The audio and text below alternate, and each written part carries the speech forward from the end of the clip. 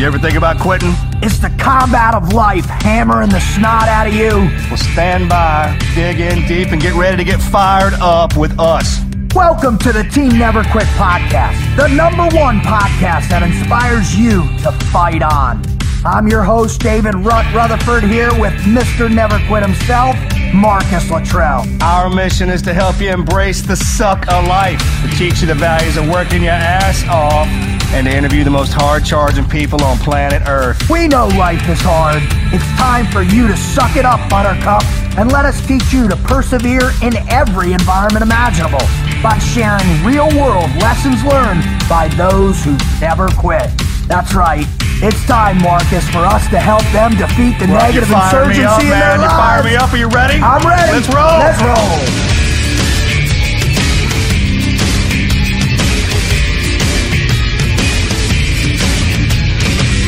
Start spreading the news. You're leaving today. I want to be a part of it. New York, New York. Hey. Nobody joined in at all. Why didn't you join in? Well, I didn't want to ruin the moment. It was like watching one of those ultra bloody scenes from Kill Bill where it's just a massacre from right to left across the entire panorama. I wouldn't go with that one, but that's what? deep. That was We've been watching disgusting. Kill Bill, though. That's good. We should watch that after this. So awesome. So great. I think you need an introduction to audition to work for the New York City Tourism Board, though. Oh my God, I can that'd only be epic. imagine the effect that you would have. Bro, I've got deep, intimate knowledge in New York City, man. When I went to 18 Delta Why is back that? in the day, you turd. When I went to 18 Delta back in when it first started up, they were going to New York City. We'd go up there for a month to do get all our patient contacts, right? And so we go up and we're living in the South Bronx. And no, Brooklyn. We were in Brooklyn. And I remember my first night on the job, we went out and I had a dude ended up diff breathing and full cardiac, show up in this teeny little apartment in South Bronx. And man, that dude died on me. And but it was just this overwhelming experience of firefighters and cops. And that was my introduction to New York, man, was that intensity. And every night, whether, we'd work in the ERs in every major hospital. I remember King's was insane. We worked on the ambulances for 12 hours in all the boroughs. It was just, there's nothing like that city in anywhere I've been around the world. What do you think, Marcus? Yeah, I went to Florida for 18 Delta. But half our crew went up there. So I'd never been there, never been able to chance to visit or anything like that. Not even after 9/11. Really? I went up there my first time to, for the book. Yeah. I had to go, I got a chance to go to all the publishing houses in New York City. Wow, to that's see cool. that part. It was a great adventure. It was me and Patrick. I was in uniform too. I was in my so right. It was first time in New York. I wore my sailor uniform. I was in the blues. Right. And even if it was summertime, I was like, I'm wearing the damn blues. Big old fat trident out there. Oh, dude. Yeah. And it's great. It truly is. When you popping around there in uniform, man, everyone goes out of their way. So my first time there was great. I bet. And it was kind of quick because it was all business. But then afterwards, when I went back up there for the first time, was for the release of the book. Yeah. I had to do all the media. I didn't even own a suit, really. The only suit I had was the one from 511. The one with the inside pockets to carry your piece and your I mags. my 511 bag. And that's awesome, man. I was there for a while. I didn't know anybody or anything like that, so I went on a walkabout, man. I walked around that whole city. That's to cool. see everything I could find. And I mean, I slowly, my first interaction, I remember, was Waldorf Astoria. It's a big hotel. You see them Coming to America and stuff like that. So I was opening the door for this lady. She obviously lived there. I didn't know that was a thing. I didn't know you live in a hotel. This is before Paris Hilton came out and everyone was famous. Right. You know, you always hear New Yorkers can be a little bit, little rough, a little short. Little rough. Yeah. I was like, ma'am, she's like, are you going to go in? Or are you going to stand there and hold the door all day? I was like, oh, I was holding the door for you, ma'am. She's like, well, I can get my own door. And I was like, okay. Welcome to New York. Welcome to Northeast. I just want to put it out right now while we do that. You need to be the first one to walk in with your hands free so everybody in the room can see what just walked in. You know, that's kind of how I was raised. Right. But I walked down the road to get a tie into this shop right across down the street, and I walked past the Mythbusters guy. Yeah. And I walked to get this tie, and I'm looking at some of them, and all of them are $500 for, you know, this is before. Right. I usually get my ties issued. And Mike Tyson walks in. Right. That's the first time I met him. Yeah. And then when my speaking house picked me up, it's in New York. So, I mean, the people who watch out for me now are in New York. And the Firehouse is when I'd go up there, I'd leave the hotel and just bump from house to house to house. I mean, from the hot dog vendors to going to Broadway to Christmas time, we go up there and see the Rockettes. Yeah. It's the most amazing thing in the world. I didn't think it would be like that, but man, they got me hooked. You know? Yeah. And, well, those Firehouses, man, that for me was the best. Those dudes are walking so into a military awesome, platoon space, literally, and they're so cool. They're so generous. They're such patriots, man. Right. Everybody really thinks are. that there's the military job description, the uniforms, the police, the firefighters, and then there's a gap, and then you have the military. Like we're just complete. It's not. There's a tether, and it's the fire departments and the police. That's our tether, right? We're for sure in the line of succession connected. That's ours. So that's why when you walk in there, you could either be in it looks like military or fire. They got the flags, all right, that, especially man. Because the unit. Our war, and we got hit here. Yep. And so they were fighting, and I mean, it's the most unbelievable thing. From Central Park to McSorley, I go all day. FAO Schwartzport shut down. I mean, the London Hotel. Yeah. Just everything that pops into my head over and over again because it is great up there, man. Yeah. Those people are fantastic, and they breed a special type of firefighter. I have two of the guys in my crew are firefighters, and they talk about it. Man, I'm like, the New York City boys, the Yankees, man, they go up and I'm stupid. You know? And then when they talk about the firefighters down here, the way they do it, it's like, man, you guys are crazy. Yeah. So, hell yeah. Mutual respect. Sure, man, it is. That's awesome. And it's so appropriate. And the reason why we're talking about this and is, you know, our guest, who, by the way, is a listener write-in story. His son wrote us this incredible story about one of the worst days in New York City or New York Fire Department called Black Sunday about this man, Jeff Cool, and we've got him on the show. So this will be, Wizard, our third listener write-in story guest. We had Katie Ulander, Olympian. We had Brogan Wall with the trigeminal neuralgia, right? Yep. And now Jeff Cool. So, man, if you're a first-time listener, welcome to the show. Welcome aboard. If you're back for more, then God bless you. We love you. And when we talk on the air that after we read those stories and we say, hey, we want you to go to our website at tnqpodcast.com and tell us, write in, just, share with us your greatest never quit story or that of your father's or your mother's or whomever's. And if they rock, man, we're going to read them. And if they're awesome. Coming on. And guess what? Coming on. And we've got one on. So please, if you want to know more about those stories, we have pages and pages of them at our website. Just visit tnqpodcast.com, reader stories or listener stories, and you can check it out. We also have cool swag on there. We've got merchandise, Team Never Quit shirt, podcast shirts and hats and gears in and all that merchandise. And also, I want you guys to know you can follow us all. You can follow the show at TNQ Podcast. You can follow Marcus at Marcus Luttrell, me at Team Frog Logic, and the Wizard over there at the Wizard TNQ. All right, Wizard, give us a little bio on this epic listener guest. Yeah. Came across this one, it really stood out. His son, Jeff Cool Jr., wrote in about his dad. I mean, it was evident that he really holds his dad in high regard, and rightfully so.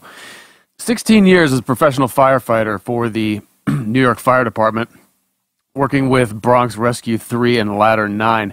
Also, he was active duty with the U.S. Air Force between 85 and 88 and did 20 years in the New York Air National Guard as well. Wow. The big story here is the Black Sunday fire, as it's come to be known, which on January 23rd of 2005, it was a tenement fire in the Bronx. According to one firefighter, he said it was a freight train of a fire. It was also at the same time that they were having some severe weather. I mean, this is the middle of winter in New York, very low temperatures, which also added complication. In addition to that, the building had been illegally subdivided and turned into a maze.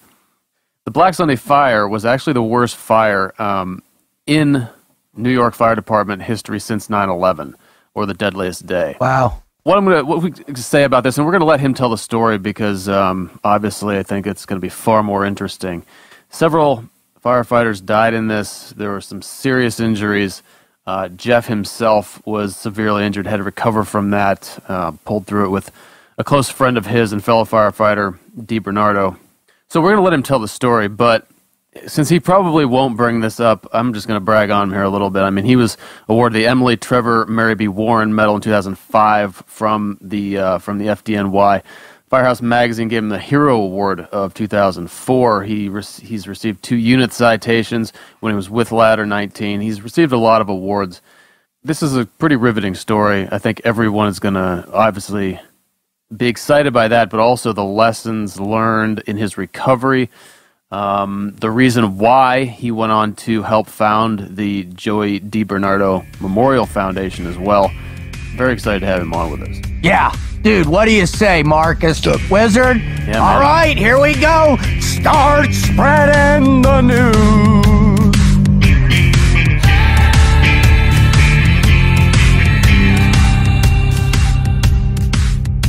Marcus, man, I'll tell you what, dude. The guys that we run into combat with, they're hard chargers, and I'll give you that every day of the weekend, twice on Tuesdays. But there's one profession out there, there's one group of mugs, and in particular, guys from the New York City Fire Department that have a whole nother standard of hard charging because they're running into fire, brother. And I'll tell you what, I mean, fire, like legit fire. And so that in and of itself elevates the bar of what they're able to do, how they're able to do it, and the commitment they have to the people they're going to save, the fires they're fighting, but most importantly, to each other, brother.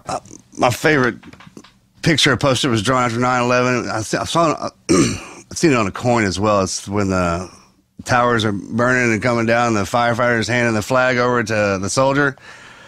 I was like, we'll take it from here. Yeah. I mean, it's that last line. I mean, the forever uniform. A lot of the guys get out, and it's not we have to find something to do coming out of our crazy-ass life, man. And a lot of the guys, boom, right there, stepping over into that line, trying to fill that void that is created when we leave. And a lot of guys can find that in what they do. So, man, running into a fire, dude, that's just crazy as hell. Then we had the barn burned down the other while back. I didn't call myself. I didn't call my SEAL buddies. You called the fire department. Call for help. You know what I'm talking about? That's a whole Trust me, next there's level. something to those guys. And it's awesome. Well, we got one of the baddest guys that's ever wore the uniform on the show today. And what I love about this one, this is a listener write-in story. So, gentlemen, without further ado, let's welcome to the show Mr. Jeff Cool. Jeff, how are you, man? Doing awesome. Thank you so much for having me on the show. Proud and honored. Well, I mean, you know, when your son wrote in to that listener story, man, and the Wizard caught it. He sent it to me, sent it to Marcus, man. We took one look at that, and we were like, that's the guy that's got to come on the show, for sure. Mm-hmm. So we're honored to have you just as much, sir. Thank you. All right. Now, before we can dive into the nuts and bolts of this thing, we've got to get warmed up. We've got to light torture and torment you. We've got to. Why do you say that, dude? It's not that bad, dude. This is the fun part. It's a secret until it starts. Yeah. My bad. So we've got to light the fire in your prefrontal cortex and get you burning hot. So when we're ready for the big stuff. So Jeff, without further ado, are you ready for the Mad Minute? Let's go. All right, Marcus, fire away. All right, favorite superhero? Superman. Nice. I'm loving our recent guests. We've had 2 in a row with Superman, baby. We just interviewed Travis Mills, Jeff, and he said the same thing. So you're in good company. It's the 2 hardest some bitches we've ever interviewed, too. Right? The guy that says, watch this turn out like that. Totally. All right. What is in your opinion, what's the best dive bar in New York? Oh, McSorley's Ale House. Oh, yes! Boom! Down the middle. I was just I've been carried out of there. That place is so great. I was at McSorley's last year for the last Red Sox-Yankees series. My buddy who's the head of national scouting for the Sox, he goes, have you ever been to the oldest bar in New York? And I was like, nope. And he goes, then we're going. And that was one of the best places I've ever had a beer in my life, man. Just awesome. Oh, yeah, not just 1 beer, 2 beers. Wow, for sure. Hell, I always had 8. Yeah. Never mind. That's another story. All right.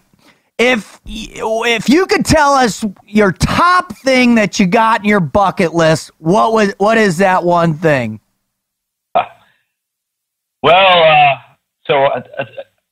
Something I just reached in my bucket list that I never thought I'd do is jump out of an airplane, and I just did that in Dallas last year. Yes, cool. That's awesome. Where'd you do it at? What was it? The Sky Ranch there, Dallas Sky Ranch. Yeah. All right, that's awesome. Very Nothing cool. better than falling out of a perfectly good aircraft. Oh, yeah. All right, Marcus, fire away. Pet peeve. What's your weirdest pet peeve? Background noise when I'm trying to watch TV. It can be anything, too. It can be the washing machine. It can be people talking. You know what it is for me? People talking to you. It's... Dude, your true personality is coming out, Wizard. Actually, people talking is a pet peeve of the Wizard. Jesus. My mother talks to the TV because she's seen the movies. She's just like, oh, what? Ask Natty or what? They do that now. Here. And I was like, where'd you no more hanging out with Grandma. All right, Wizard, fire away. Give us one thing about being a firefighter that no one outside the job would know about that really sucks. Or it's just way sexier than it looks. I'll give you an example from the teams, like doing MAROPS and riding the Zodiacs, and looks really, really sexy going in on a mission in the dark and all this, but it actually really just hurts your back and it gives you monkey ass. Well, we do a lot of babysitting in the fire department, and I mean that's what we're there to serve the public. But we do a lot of babysitting, water leaks and stuck elevators, and stuff like that. I mean, it's not the glamour. You're walking up, 20, 30 flights to get somebody stuck out of an elevator that's got 30 people in it, and it's probably supposed to have 15. But I mean, the glamour's not there every day. It's not all. It's not all cameras and, especially working in the ghetto areas and all glory. But that's what we do. Yeah. I'll tell you what, when I did my paramedic training when I was going through 18 Delta, it was back in 97, and we were up in New York City. And, the first time I was riding around and working out of the firehouses and calling things with the paramedics, man, I got a whole new dose of the totality of what your job looks like, and then it was a whole nother level of respect for you guys, for sure. And a lot of time those elevators, they're filled with urine. They think they're bathrooms too. So so nasty. That's lovely. And the stairwells too. Oh, those were my favorite. Yeah. Oh my God. All right. If you could travel forward in history and spend a day chatting and hanging out, having a couple beers and a barbecue with someone, who would it be and when? Probably, hopefully, my grandchildren. That would be just awesome to see, who they are. I'd love to be able to do that. That's a great answer. That's awesome. I don't worry, brother. We're all going to be around long enough to see that happen. All right, Marcus. All right. There we go. Without using the word orange, describe an orange. What the Juicy, hell? round, plump. That's one of Let's keep it PG around here. common firefighter interview questions. Is it common? You Are you found serious? that on a website that said common firefighter interview questions? When they're going through their interview process, like part of it, they do the obscure part just to see what they'll do. Yeah. And it has two right here. It says more options? Ask him another one. Ask him another one. A paperclip is placed in front of the candidate. The candidate is asked to give as many uses for the paperclip as they can think of. Right? No. And then the other one is to describe an orange. Without using the word orange, describe an orange. Oh, my God. You got it, though, bro. You went the right way. Yeah, with he it. crushed. That's what that many years in the department will do for you. All right, Wizard, fire away. Right. If you were standing at the airport at this very moment and an airline walked up to hand you a free travel voucher to anywhere on the planet, you could go with one other person, but you had to leave immediately. Where would you go and why? Australia, just someplace I always wanted to travel. It would be with my bride, Jill, just to see that beautiful country. And one day I hope to get there. Yeah, Australia is a cool place, man. I haven't seen it myself. Oh, it's awesome. We went there. My first platoon, we went over. We were doing the counter-nuclear stuff, prep for their Olympics. And man, that place, we got to go to the only jungles they had. We got to go to the coast. That place is really cool. Yeah, you'll love it, Jeff, when you get there, bud. Oh, it's gonna happen. All right, Marcus, last question. Fire away. All right, what's the last thing you did? You were glad no one was looking. I don't know. There's a lot of stuff. Oh, man. Probably too many beers one night. I don't know. Exactly. Oh, yeah, that's perfect because I have no telling what happens. Yeah, right? It's not an accident then, right? No. Well, if there's two of you, it's an accident. If there's five of you, you're cleared hot. Cleared hot. Yeah. All right. Well, Jeff, thank you so much. That was the mad, what do we have, 9 minutes on that one? That one was 6 minutes and 57 seconds. 6 minutes, 57 seconds. I just make that up every time. I know you do.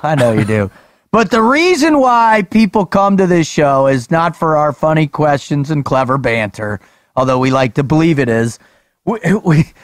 People are here because they want to hear the incredible stories from our guests, so in the hopes that they're going to find some gem, some hidden piece of wisdom that can ignite the fire in their gut to get out there and get back in the fight. So, Mr. Cool, would you please share with our listeners your greatest never quit story or stories?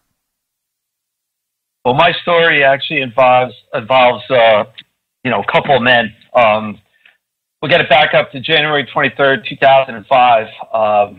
We had a nor'easter coming into New York City. We had a foot of snow on the ground. Wind was blowing in excess of 45 miles an hour. And we had a fire early in the morning, just before the 8 o'clock hour, that was transmitted. It was the third floor of a four-story multiple dwelling. It's an apartment building, 3 apartments per floor. And I worked at a rescue company. I worked in a special operations command. There's 5 rescues for the city of New York, 1 for each borough. Mm-hmm. And we respond anytime there's a fire in that borough, confined space, high angle, dive rescue, building collapse. We do it all, and we responded to this fire. It sounded like a normal fire, if there is a normal fire, which there's not. And, there's one thing that we say in the fire service. We read all these books, we go to all these schools, and, we try to understand fire. But who doesn't read those books? Fire. Doesn't read those books. That's so awesome. So, and the temperature was in the teens. And so, we get there, we report it to the chief, and I'm on the inside team.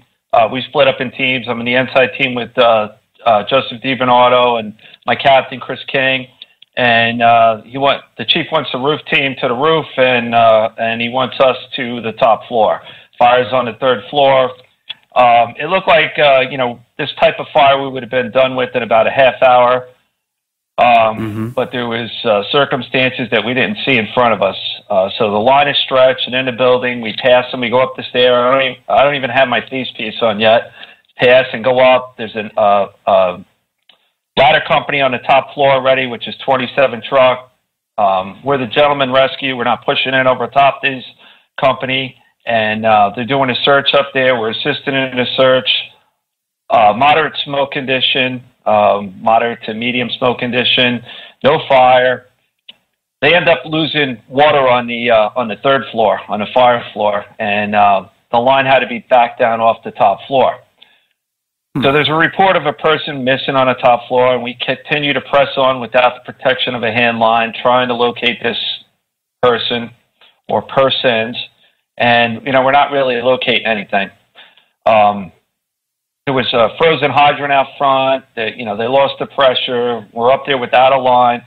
Another monkey wrench that got thrown in, there was a lot of monkey wrenches that day, was that this was an illegally subdivided apartment building. So you go into these fires, and they're a maze to begin with. You try to, feel your eyes or your hands, and, you try to locate everything. Well, they took this apartment and compartmentalized it into individual apartments, which is illegal. Padlocks and basically a hamster habit trail. Wow. So, they threw up, it was after the fact, they threw up an illegal partition. So that partition on the fire floor, they did it, and on the floor above, it hindered and hid the fire. So where the guys thought they were actually hitting fire, the wall didn't run floor to ceiling. It actually was about 10 inches shy of the ceiling. So they got fire pushing over top the ceiling, and they think that they're hitting it, but they're not. They're actually hitting a wall. And it's lights out down there. And the fire continued to burn up, and it burned up and it crossed. And it ended up trapping 4 firefighters, actually 5 firefighters on the top floor. And we were pushed into separate rooms, all in the same apartment. My partner, Joey DiBernardo, was trapped to the left of me. I was trapped in bedroom 2 with 3 guys from 27 truck, Eugene Stolowski, Brendan Cawley, and Lieutenant Curtis Myron. And you guys still have no water on your floor at this point? Is that right? No, there's no water. There's no water. Actually, the fire, it ended up burning up and it crossed and blew back down on us. And I'm sorry. What floor are you on? How high are you guys? We're on the top floor. If you're looking at the rear of the building, it's a 4-story building, so about 10 foot per floor. But on the rear of the building, it has a below grade entrance, so it's actually 5 stories. Oh, okay. So we're 50 feet up, and fire has pushed us in this room, and we're trapped. And Mayday after Mayday messages being transmitted over the radio, telling our brothers that we need help. It became a controlled, chaotic atmosphere. I guess, compare it to being in a firefight that,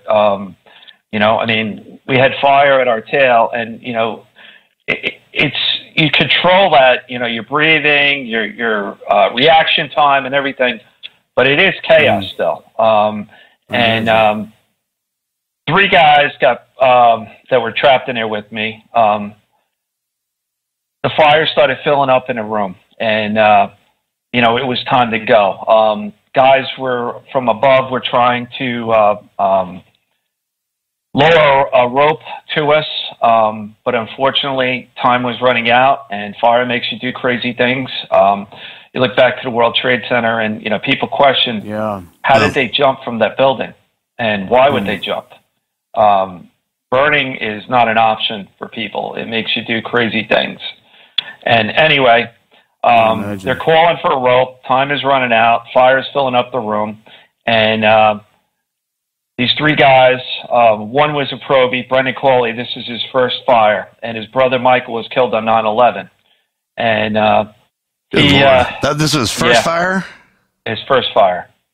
And so Lieutenant Myron shows him how that they're going to hang out the window. Now, they can't get an aerial to the rear of this building. It's an alleyway.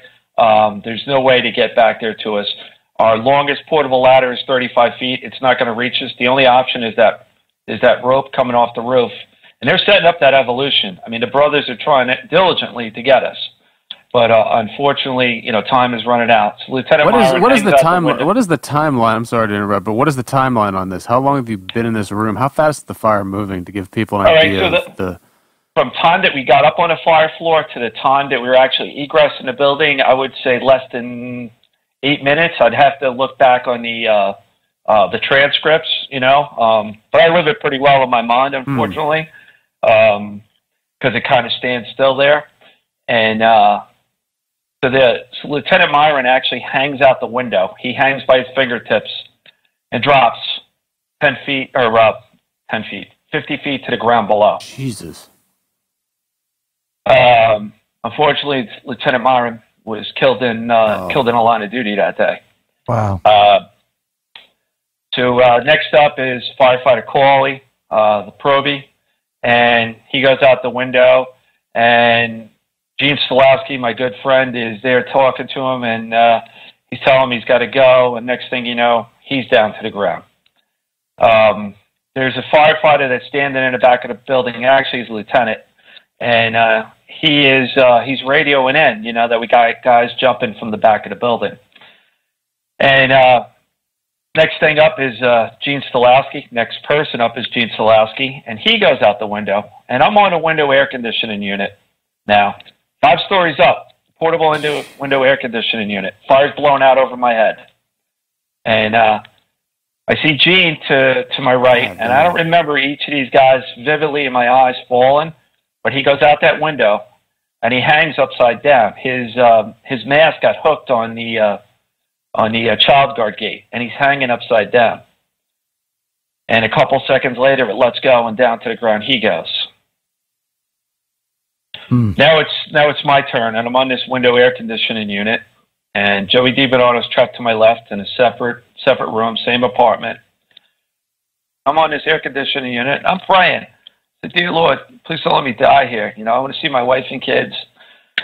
And I said, "Joey, Joey's my partner. He's my brother." And I said, "Joey, I got a rope. I know where to tie it to." He said, "Throw me the rope." I argued quickly with him.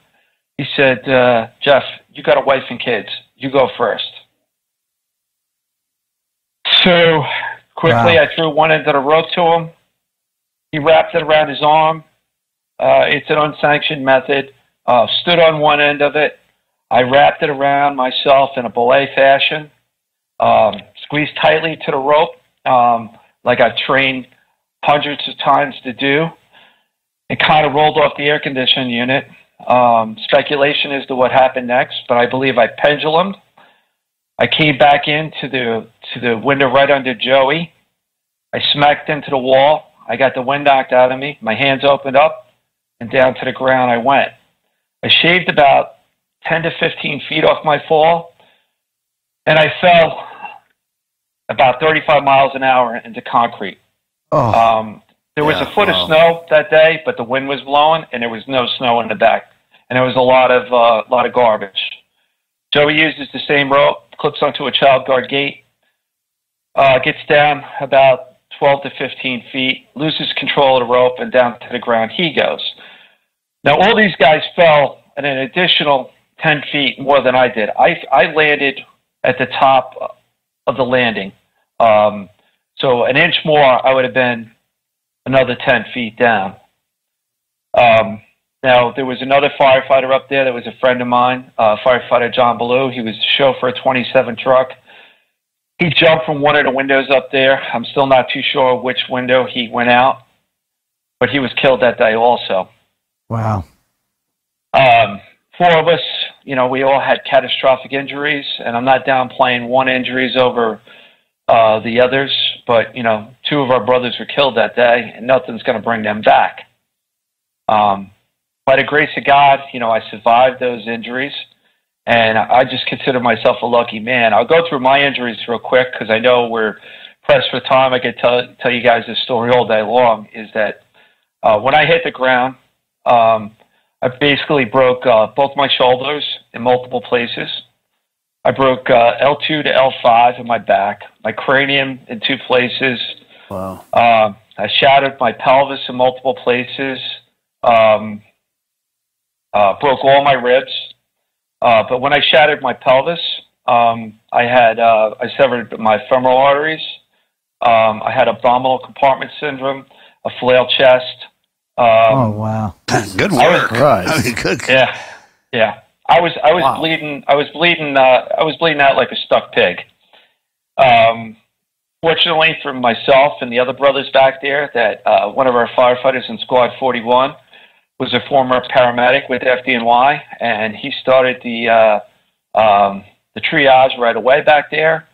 We had some great EMTs, paramedics, firefighters, doctors, nurses, technicians that tended to us. And, we were transported to St. Barnabas Hospital. I spent 38 days. I was on a ventilator. I was in a fight for my life. It was touch and go for a long time. My wife said, I just got to reiterate, what a strong woman my wife was through this whole ordeal. Please. She found out about this, and I married into an NYPD family, and we always had a lot of fun, my father-in-law and I. He was a lieutenant, worked in Harlem back in the day, tough precinct. And, he used to break my chops, how you fine, you do nothing, blah, blah, blah. I said, hey, John, you had a couple lucky Saturdays, you became a boss, and we had a lot of fun, and, right. We wear the same blue, but anyway, my wife gets to the hospital, she gets my boys. She didn't cry or anything in front of my boys, but, the state police and the local police and NYPD, they got her there. She told the doctors from minute one, she goes, put them back together any way you can, and I'll take them. Wow. And that's the kind of person that my Jill is. Yeah. And when she first seen me, my head she said it was the size of a basketball. I was, multiple surgeries. I was on a ventilator. I was, a day or two from being trached. I don't remember that magic number, David, you might be more familiar with that than I am, but unfortunately, one of my coworkers, Gene Solowski, he had to be trached, and he's here. I fought with my doctors from day one after going through this. I was on morphine, I was on fentanyl, I was on oxycodone. My brother works in pharmaceuticals. My brother said, as soon as you can, Jeff, you got to get off all this stuff. I hallucinated. I'm a veteran, but I'm not a combat veteran. But I had vivid dreams, like coming off a plane and taking fire. It freaked me out, and I couldn't get off this stuff fast enough, but I couldn't get off of it right then and there. I fought with my doctors to get me north. I live near West Point Military Academy, which is about, my home is about 35, 40 miles north of New York City. And I wanted to see my boys. And I fought tooth and nail to get there to this rehab hospital. I couldn't walk, I couldn't move. I was basically being held together by duct tape, because all the intervention that they wanted to do in my body, they couldn't do because they had to take my, I guess I should back up. When the abdominal compartment syndrome, basically they had to cut me from my sternum to my belly button, take all my internal organs and rest them outside my body. Yep. And then when all the swelling went down and I got all the bleeding stopped, and I ended up taking 72 units of blood. Wow. Right. The normal human being holds 8 to 12, depending on body size, and I bled out over and over and over. Wow. Going through this whole ordeal, I still was fighting to get home to see my boys, and I went to this hospital, Helen Hayes Rehabilitation Hospital. Basically, that was in my backyard. And I went there to learn to walk and function and live again. And, I couldn't move. I couldn't move. And I was jaundiced from losing all the blood. My liver was in shock. And I went down to, I was probably about 215. I was 6'2", 215, and I went down to 155, 153 pounds. I looked like, I went, concentration camp. Yep. That's one way to do it, I guess. Yeah. Not the preferred way. Well, I'm not there right now, but recommended method. That's another story. But anyway, in this rehab hospital, these nurses, doctors, technicians, they worked hard with me to get me to function again. And, basically, when I tell you I was held together by duct tape, my left shoulder, it's still in 5 pieces. They couldn't do anything with it because of my abdominal compartment syndrome and my pelvis. My pelvis, basically, they didn't put any metal in it. They actually put 2 5.5-inch titanium bolts in it and put an external fixator on it. Mm-hmm. So if you look at my pelvis through an X-ray, we're talking about those fixators. Marcus, let me tell you, when I'm telling you this, I remember laying in a hospital and I watched, you and your teammates through Operation Red Wings, and you motivated me to get up and go. I said to you when I met you years ago, I said, I've been waiting to meet you, and you probably, we didn't have a lot of time, but to see your never quit attitude motivated me. And, but, I appreciate it, brother. And that's what I'm saying. I mean, we talk about each other. Everybody stands off to the side and points out the other ones, how much better they are. But look, man, when I was in the hospital laid up, I was watching movies on you guys. I mean, so and it all goes back to we talk about, it's all family, man. We're just a family here in this country from the family of service. Down. All right. Yeah, absolutely. Yep. One side of us carry the rifle, one of us all protect what we care about. Absolutely. Exactly. And Jeff, I want to ask you to go back a little bit. When you got the call, because this is where it sounds like you guys experience, the igniter of your never quit mentality all the time. You get a call, it comes in, it's a fire.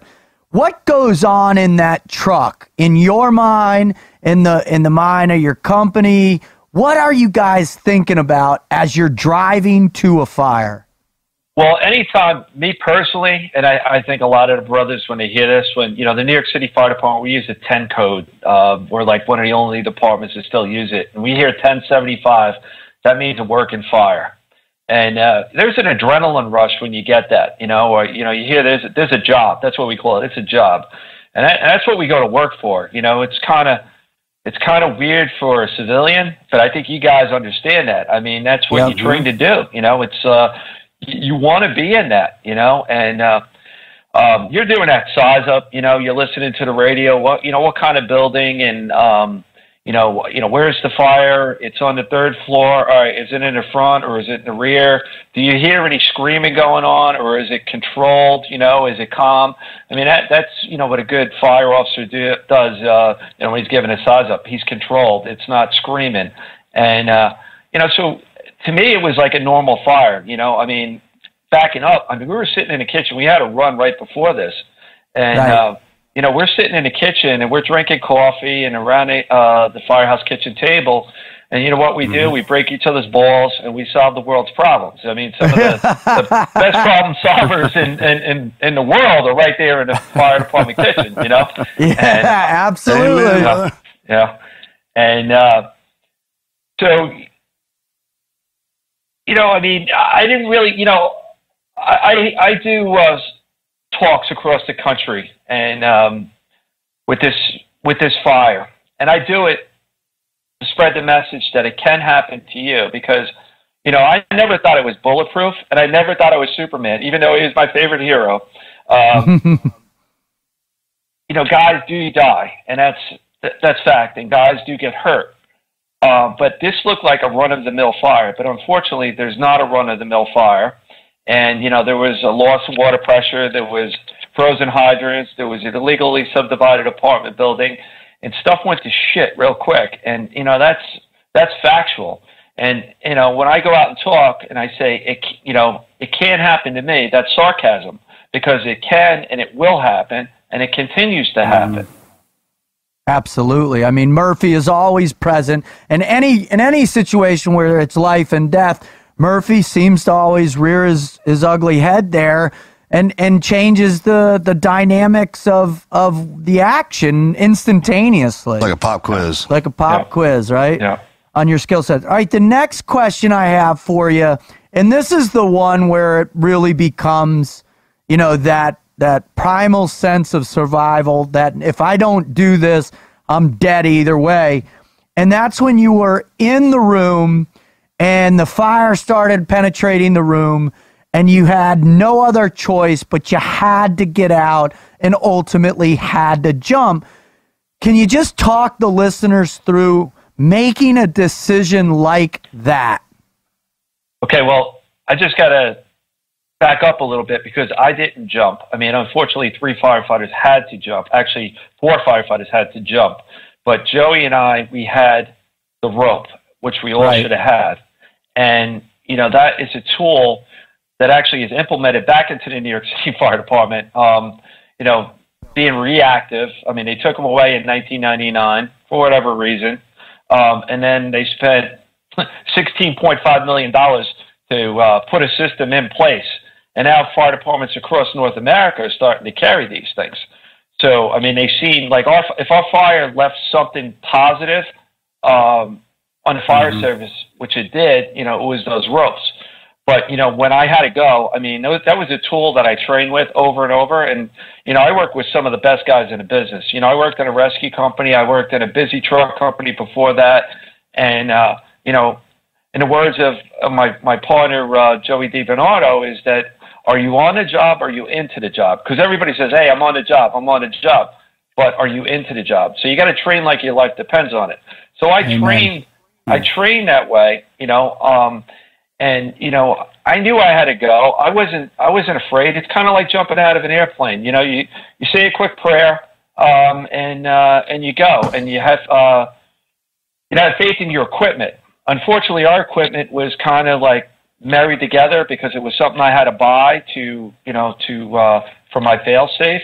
I mean, those ropes, again, it's like a fighter pilot sitting on top of a multi-million-dollar aircraft. He sits on an egress seat. He's not wanting to blow out, but if he has to blow out, that's what that seat's there for, and that's what that rope was there for. And, thank God I had a guy like Joey DiBernardo next to me that, Joey had some, he had some big balls. He was one of the best in the business. And, he saved my life that day. I hope I didn't rattle when I explained that, and No, you did. And if you could, can you tell us about Joey? Can you tell us what kind of man he was? Can you tell us what kind of partner he was? And just, can you just give us, the listeners, to put a face to that name? Well, because when your son wrote in, he talked about how you guys really leaned. He says that y'all leaned on each other pretty hard getting through the recovery. And then if you go on with his story. Yeah. So Joe, all of us, we had, catastrophic injuries, the ones that survived, myself, Joey DiBernardo, Eugene Stolowski, and Brendan Cawley. But Joey and I, we worked in the same company. His dad actually was one of my deputy chiefs. And anyway, Joey lived out on Long Island. He lived all the way out on the end of Long Island, in Setauket, which is about driving time 2.5 hours from me. We know Texas is big, but New York's pretty big too, especially with traffic. And we would talk on the phone all the time, and we had our struggles. But look, let me back up and who Joey was before our injuries. Joey was always a guy that was training. We come in, Joe. Maybe I'm watching a ball game or watching the New York Rangers play on TV, and Joey's like, "Hey, let's do a drill." And I'm like, a little bit. He's like, "Again, are you on the job or are you into the job?" All right, so we get up and we would do something, but we wouldn't just train on any evolution. We train outside. We train on the evolution and then train on outside the box. If if we had to divert from A to B, or A to B to C, how to do it. I mean, and that's being at that window the day. We didn't have the tools that we needed, so we diverted. And that's what you do: read and react. And Joey was just awesome doing that. I look at Joey, I smile, thinking about him. He was a ladies' man. He was a typical, stereotype.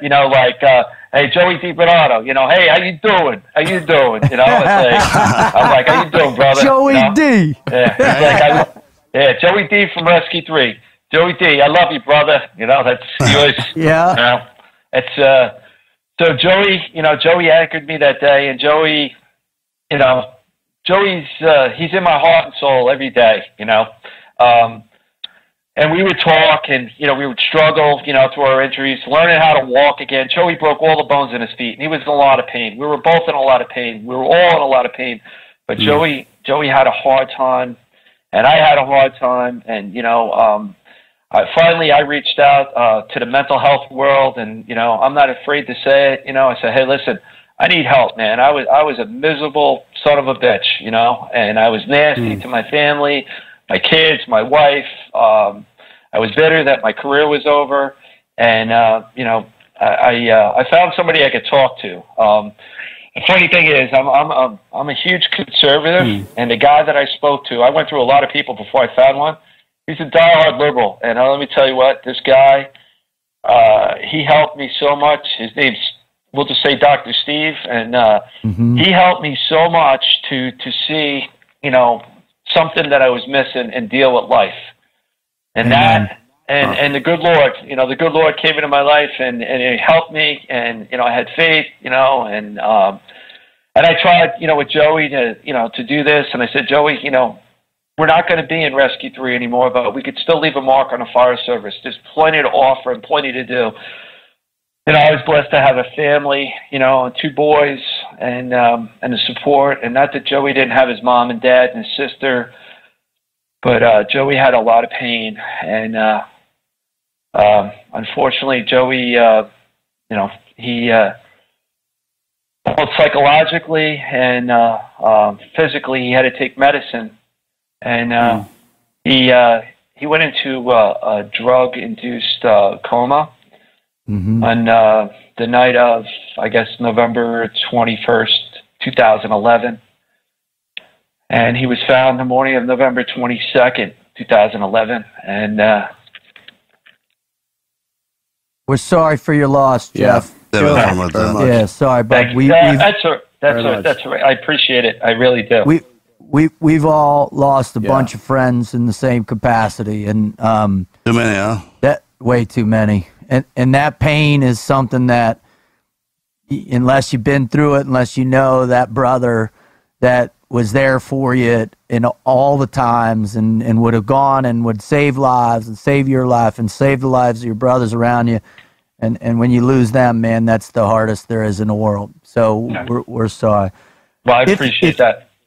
If you could, Jeff, could you tell us then about coming through and regaining, and then what Dr. Steve helped you realize? Yeah, I want to hear that. And tell us, what was that thing that helped you turn the corner? Well, I guess with Dr. Steve, we always hear this. Actually, my pastor says it all the time. It's okay not to be okay. We just don't want you to stay there. We don't want you to stay there, And, fortunately for me, and I guess unfortunately, one of my buddies, John Walters, he's retired out of Rescue 1 in Manhattan Rescue Company. He lost his leg in 2006. He got hit by a taxi cab, him and another firefighter, Mike Shunk. And behind the rescue, we had these big box rescues, and he lost his leg. And I had another buddy, Rescue 2 fireman, got burned up in a fire real bad. And, we lean on one another. And Johnny Walters, he calls us the land of misfit toys. And and you know what? He's right. People probably look at us like we're screwed up when we say that. But we lean on one another and we help each other to overcome that. We're dealt that hard card or whatever. But you know what? That's a card that I wear proudly. I have a lot of scars on my body, and I earn those scars, and I'm proud to say who I am. I think my wife gets tired sometimes hear me, tell the story. But I want people to know, not about me, but like my brothers that were there that day and what they did, and then to getting back, where I am and overcoming everything, Well, one thing they told me, I'll never run again. I was going to run the New York City Marathon in 2005, and unfortunately, I can't run anymore because of I have a huge pelvic tilt. My pelvis is cockeyed, and I deal with pain every day. But I went to a holistic approach, did acupuncture, craniosacral therapy, Reiki. I did it all. The mental health, and I lived through 9/11. I spent a lot of time down there at the Trade Center, a whole lot of time. Wow. I lost 33 friends on 9/11. I'm still losing friends. I have some health issues from that. And a couple of years back, I don't know what went wrong with me, but I started dropping weight again. I couldn't breathe. I'd walk out in the cold air or throw up fluid. And I thought I was dying. I mean, it was getting real bad. And I just started praying. I read the Bible from cover to cover. First time ever. I'm 51 now. And, dear Lord helped me so much to get through. I said, save my life. Please, God, save my life. And I'll be a better man, and I'll pay it forward. And, it was a combination of things, and I tell, I rattle a lot, man, but there's a whole bunch that saved me. But number one is God. Number two is my family. Number three is, Dr. Steve and my friends and families and brothers that surrounded me. I mean, listen, my wife could have walked out of me years ago and there would have been no fault except my own, and she stuck with me. And, she said, remember what she said. She goes, put them back together any way you can, and I'll take them. Yeah. And we're coming up on our 24 years. September 16th will be 24 years. Wow. Congratulations. And, that's so awesome right there, Jeff. Listen, before we wrap it up here, what are some things that you could tell the person out there that's struggling right now, that have either gone through their catastrophic injury, or maybe they lost their career and a piece of their identity, or, maybe they lost a friend? What can you tell them to help get them back in the fight, Jeff? Well, number one is, I think there is always light at the end of the tunnel. It's hard to see that, but reach out to others, lean on others, I mean, listen, if somebody's out there listening, I'm not afraid. I'll help anybody I can, I mean, whatever I can do, it's pay it forward, pick up that phone and call your friend. I mean, I've got that phone call before, and I'm sure you guys, hey man, I'm going through a tough thing, or you get that real one, I'm ready. I'm ready to check out, and, I hate to say it, I've been there and dealt that with, my friends, but there's people there to support you, your family, your friends, the mental health world, just keep going, life is good, and, right now, I've been out of a job, I retired in December of 2006.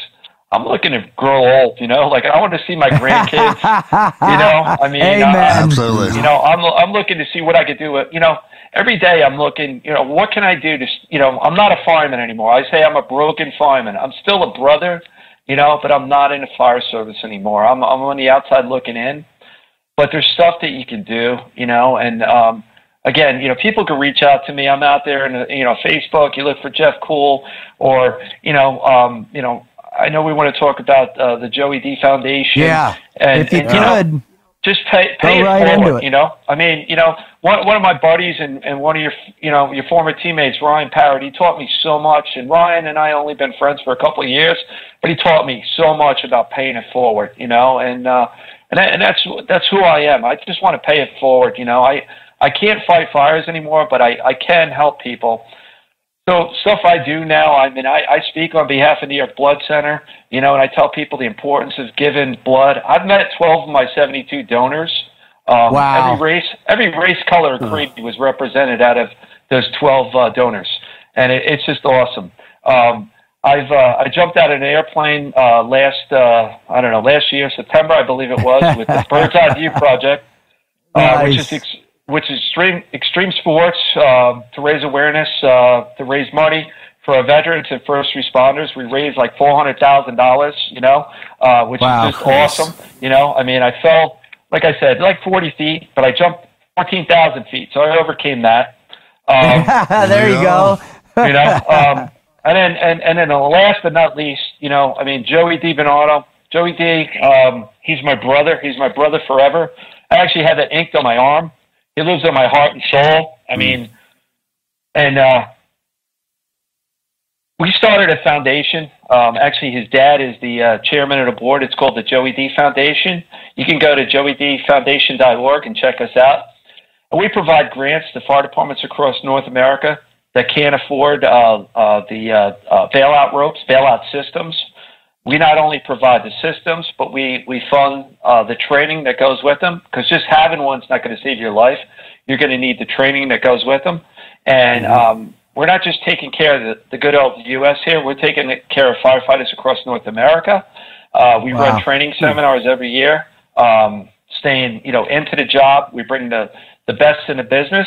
And we run this every year. Actually, November 3rd and 4th, we're running out in Setauket, out on Long Island again. We have firefighters across the country that come in to this training event. It's great networking. We're just out there to help the brothers. And that's who we are. Well, that's absolutely incredible, Jeff. Yeah, that's a good cause. Everything that you've talked about obviously is near and dear to our hearts, and I think us in the SEAL teams, especially in the early years, have a real strong connection to y'all. I know Marcus's crew used to wear the New York Fire Department patches. I know my platoon over there, we wore them too. I know a lot of other guys have been wearing them ever since, and we just can't thank you enough for what you guys do and setting the standard that translates itself all the way across this country, and just the patriotism and the service that you guys have, and you in particular, Jeff, and what you've done in your life. So, sir, thank you so much for being on the TNQ podcast. Well, I want to say thank you to you and your teammates, because as Marcus said, about that patch, we're passing the flag, FDNY, passing it, to our soldiers, sailors, airmen, and Marines, and our Navy SEALs. We won't forget, because you guys, when we were hurting, we knew you guys were over there, getting some for us, and we really appreciate that. We really do. Every day. Every day. That was personal, right? I mean, you being a firefighter, that's one thing. You being a New York City firefighter is completely different in our eyes. I mean, I'd never been up in the city before, and I never visited until I had to go up there for Murph to say my goodbyes to him. And then by happenstance, I got picked up for the publishing house, and all my people who watch out for me are in New York now. Mm-hmm. Yep. I mean, it's crazy. When I leave here, that's my other family now. I take my family there for Christmas, just to get into the spirit. Before I was married, I used to tool around and stay at the firehouses instead of those high-end hotels that they wanted me to stay in. Food's a lot better. It is, right? It's always better in the firehouse. Right? The look on some of the guys' faces when they come in and I was sleeping in their rack was priceless. Like, sorry. That's so awesome. Yeah, but and to the other point, being a firefighter in New York City and then being hurt, it's when you're put in a situation when the people that you swore to protect save your life. I mean, we don't ask for that. Really, we do the job because it's cool, right? We're like buddies, and it's just one of them deals. It's a calling more than a job. And you don't ask for any of that, man, but when they go out of their way to save your life, trying to keep you back online, basically re-giving you the gift of the dream that you had to get your ass there in the first place is the way I looked at it. I mean, you know, both you and I have been in hell. You know what that looks like. You know what it feels and smells like. So when everyone's dying, everything's on fire. That's what it is, man. And when everybody stops what they're doing to come help you, it lends a perspective that you can't see by any other occasion at all. And man, you stepping back up and giving back. We protect our own, watch out for our own, and that's just the way it is. Family. I mean, just because you retired off the line, and can't take that away from you because it's what you are. You're ingrained. I mean, our generation, what we've had to go through, it's all forged in fire. No pun intended, but that's the truth, man. And we'll always watch out for each other. It's a unique thing about our generation. So keep doing what you're doing, man. And I can't wait to get face to face with you again. Thank you so much for coming out and doing this. Absolutely. Thank you for having me. I really appreciate it. You know, honored and blessed, and you know, thanks again. Thank you, Jeff. Goodbye, and God bless you and your family. And we hope your son picks the right one, which is the U.S. Navy and SEAL training. I would be proud on it. I really would. Awesome. Take care, Jeff. God bless you. Thanks All again. Right. All right. Bye-bye. Bye.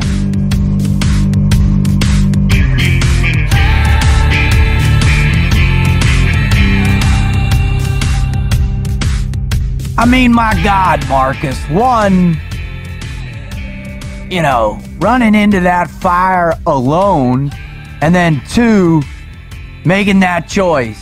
Am I going to burn to death, or am I getting out of this? I mean, what kept going through my mind is laying there in that kind of pain and looking around at his other brothers that are sitting there next to him, you know? I mean, my God.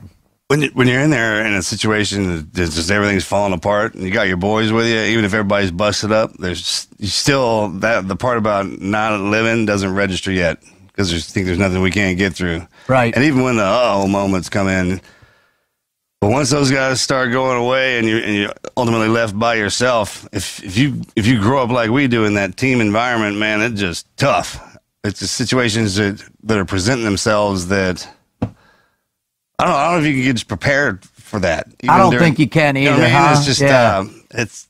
Well, did anything you go through ever prepare you for it? I mean, I don't think it's in our training. No. The physical parts and what was going on, it was existential. Yeah. That stuff's easy. We train through that physical part being broken and busted up. But while we're training for it, we're going and we're getting busted up with our buddies. Yeah. When they go away, and that's bad. Yeah. And I think he did a really amazing job to walk through Joey D's process and his unfortunate, untimely demise, you know. And I think it's critical for our listeners to realize and hear and heed what Jeff had said. And that, man, when you're in that spot, you got to reach out. You got to create that network of people that you can lean on. And you would talk about, just even if it's like you're not calling to talk about it specifically, it's just like, hey, man, what's going on? Yeah, you know? 3 in the morning. It's 3 in the morning. Hey, dude, how you doing? No, absolutely. That's the most important thing we can do is just keep in touch with each other. I mean, if you're in a situation and things are falling apart and you got your boys around you, then when you lean on them, they seem like, oh man, everything's going well. It's probably because they're leaning back on you, and it's meeting in the middle, right? And it solves itself. And if it all falls apart and everything goes away, man, just be brave. Amen. That's great advice. Now, thank you for tuning into this show.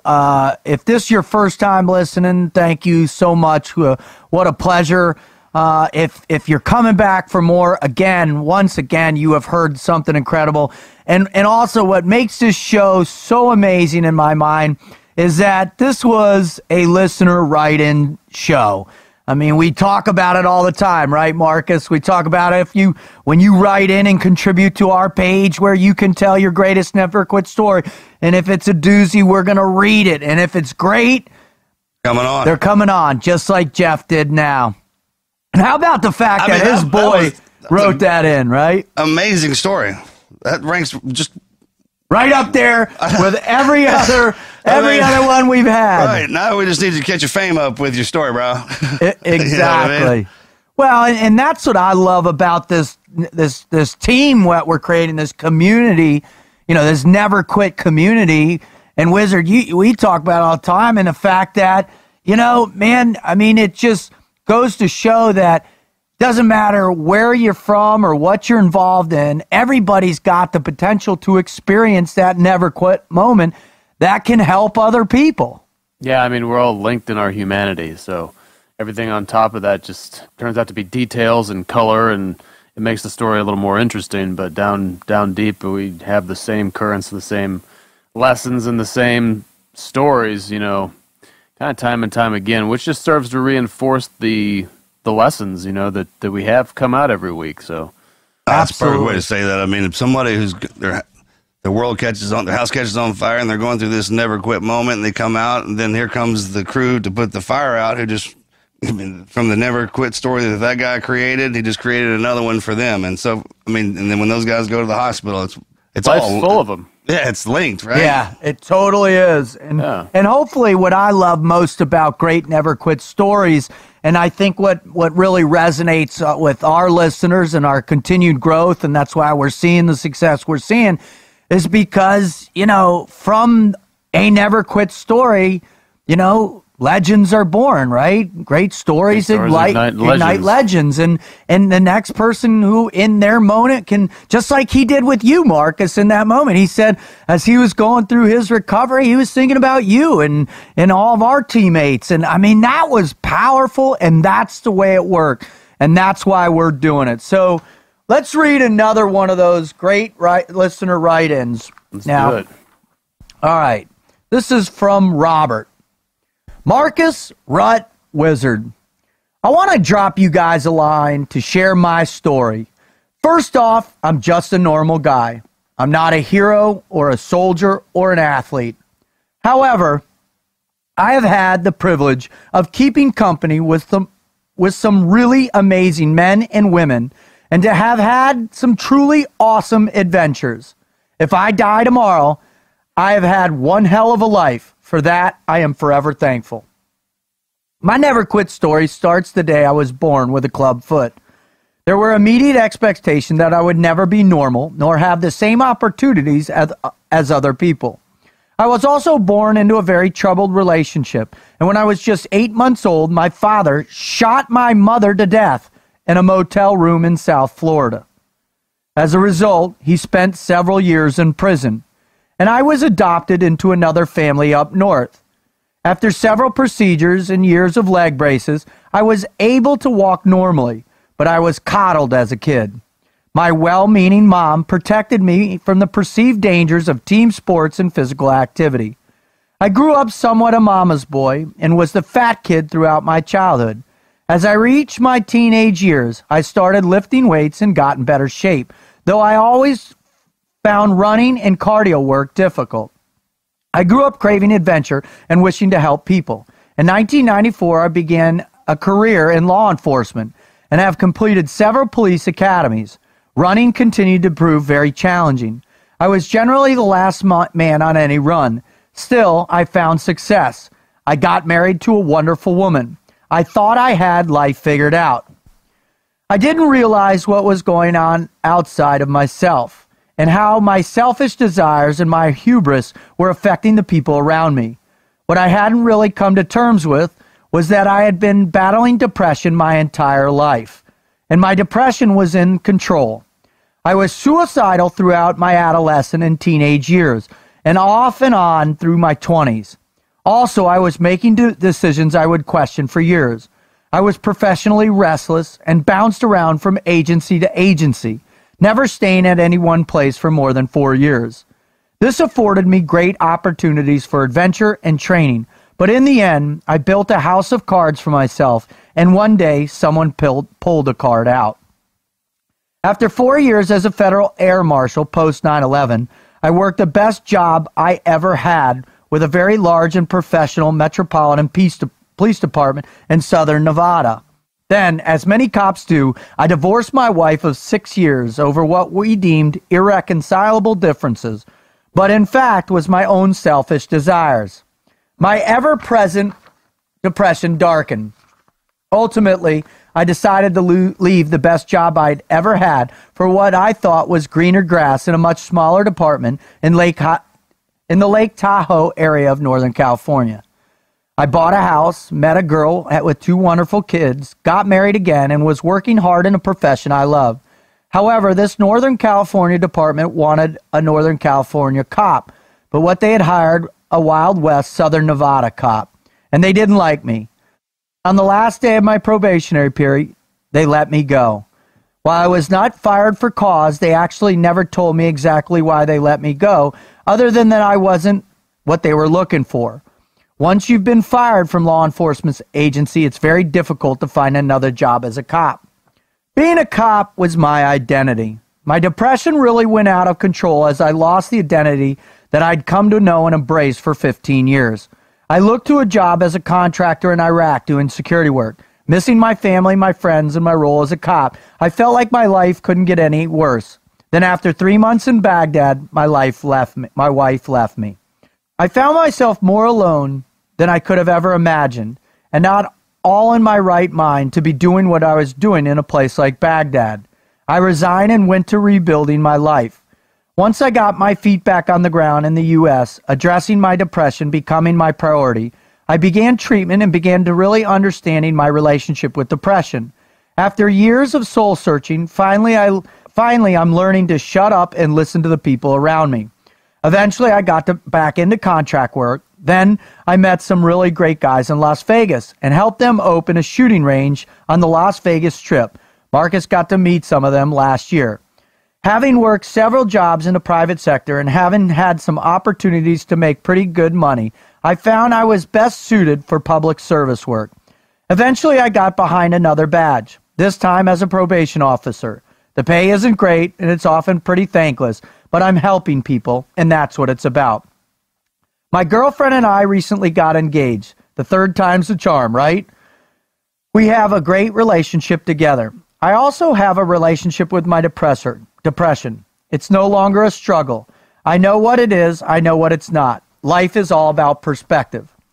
Last year, I started training in BJJ at 46, not at the pinnacle of athleticism. It's challenging, but it's a journey.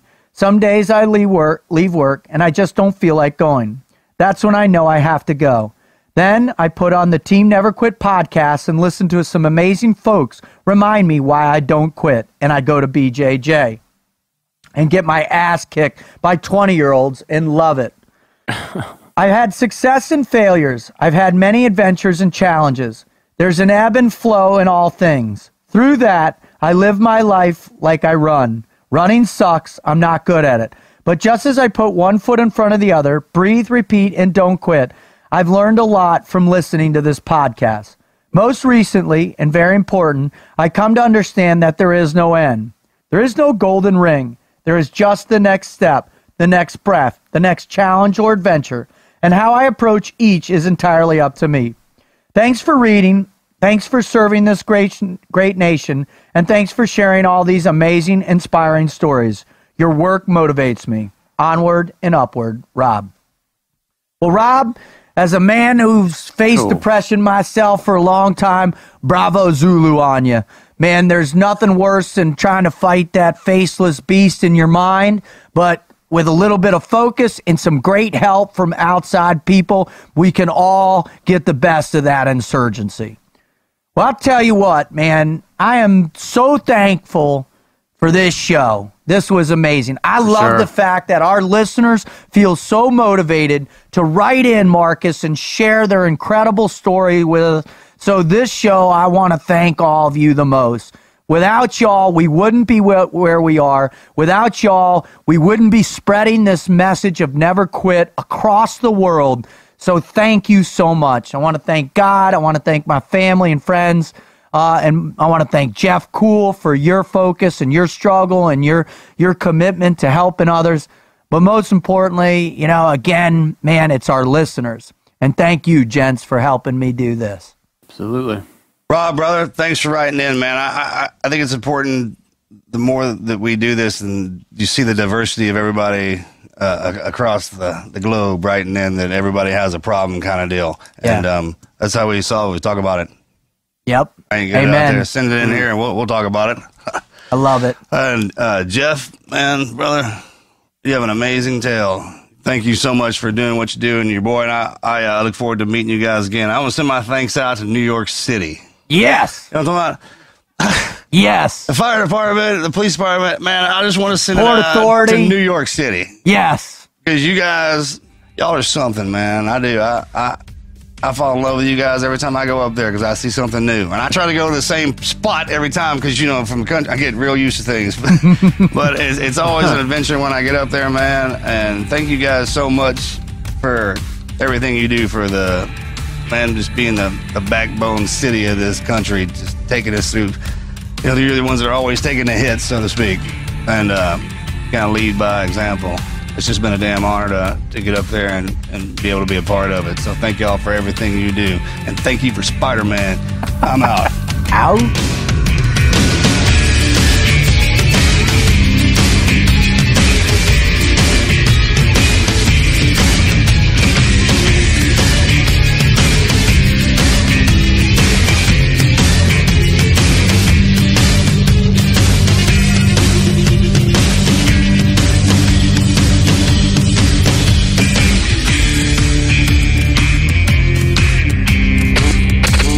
Never quit. Team never quit. Team never quit radio.